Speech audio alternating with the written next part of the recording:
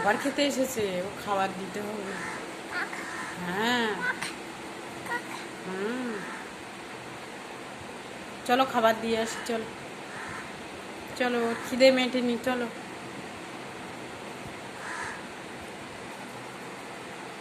চলো ওঠো।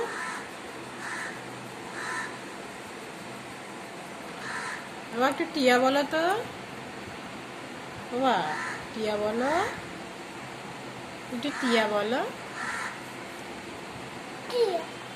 একটু পাতা বলো, একটু মাছ বলো। হ্যাঁ, একটু বল বানান বলো।